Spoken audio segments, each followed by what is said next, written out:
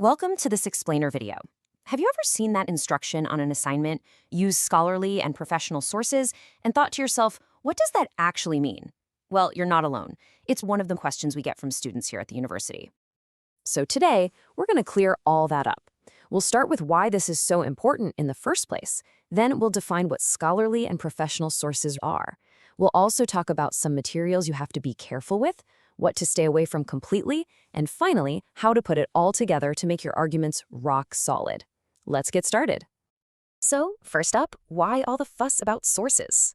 Well, in your upper-level courses, there's a big change in what's expected. You're moving beyond just repeating information. I mean, why are your professors so particular about the kinds of materials you use in your papers? It's because they're asking you to do more than report facts. You're expected to analyze things, come up with your own arguments, and then you have to back up what you're saying. And really, it all boils down to this. Your arguments need credible evidence.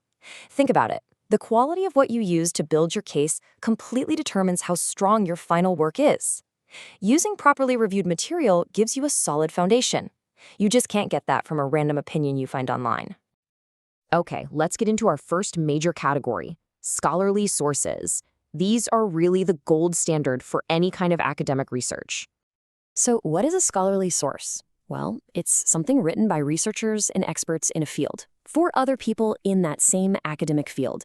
And here's the most important part. It's almost always peer-reviewed.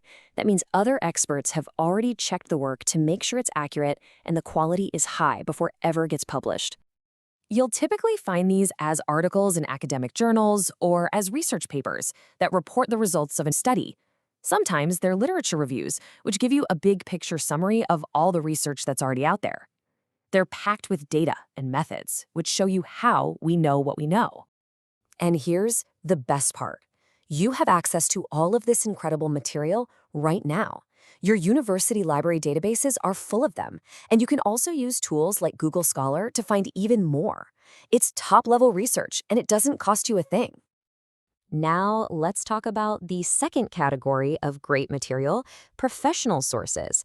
These give you a totally different perspective, one from people who are out there working in the field every day.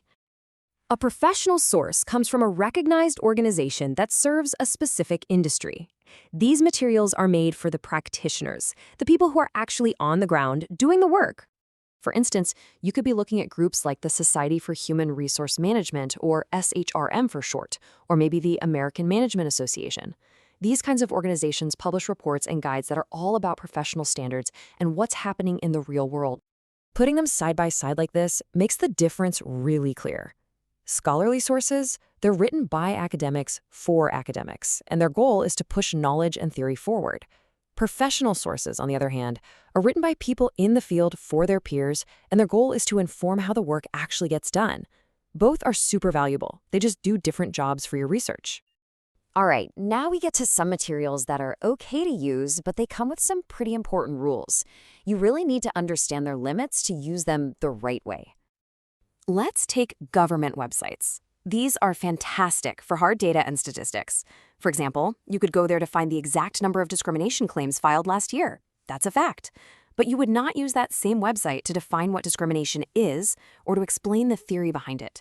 For that kind of explanation, you need to go back to a scholarly source. What about legal cases? You can absolutely use them, but think of them as illustrations. They are perfect for showing how a concept you read about in your textbook plays out in a real legal battle. But they're secondary. A court case is just one specific situation. It doesn't explain the whole concept. So use them to support a point, but don't build your entire argument on them. Okay, time to be very clear about what is not acceptable when your assignment requires research. These are the things you really need to avoid. This list probably looks familiar. We're talking about Wikipedia, posts on LinkedIn, job sites like Indeed, and general business blogs. Look, these can be fine for getting a quick idea about something, but they just don't have the intense review process that academic and professional sources go through.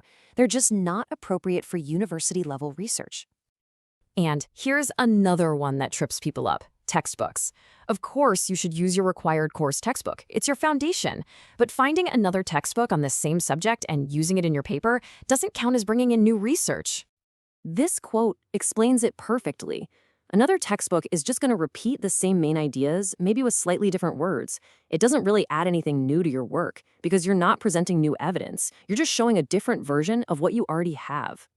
So, with all that in mind, how do you actually put this all together to build a fantastic argument? Let's walk through a simple process that really works.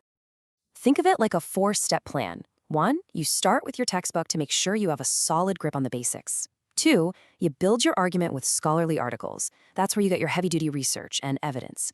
3, you contextualize it with professional sources to show how these ideas work in the real world. And 4, you illustrate your points with a legal case or two to connect it all to actual outcomes.